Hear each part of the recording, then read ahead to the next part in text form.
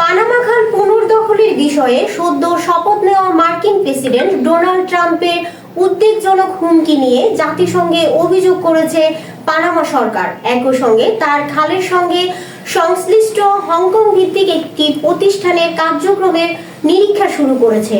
খবর এএফপির। Panama city থেকে জাতিসংঘ মহাসচিব আন্তোনিও গুতেরেসের কাছে পাঠানো একটি চিঠিতে জাতিসংঘ সনদের একটি ধারার উল্লেখ করা হয়েছে, যা কোনো সদস্য রাষ্ট্রকে অন্য দেশের ভৌগোলিক অখণ্ডতা বা রাজনৈতিক স্বাধীনতার বিরুদ্ধে বল প্রয়োগের হুমকি থেকে বিরত থাকতে বলে।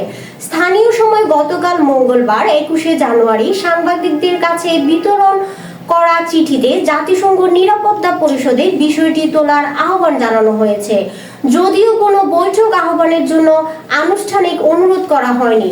ডোনাল্ড ট্রাম্প সোমবার তার উদ্বোধনী বক্তব্যে অভিযোগ করেন, চীন কার্যত পানামা খালের কার্যক্রম নিয়ন্ত্রণ করছে। তিনি বলেন, আমরা এটি চীনের হাতে দেইনি, আমরা এটি পানামার কাছে দিয়েছি ও এখন আমরা এটি ফেরত নিতে চাচ্ছি।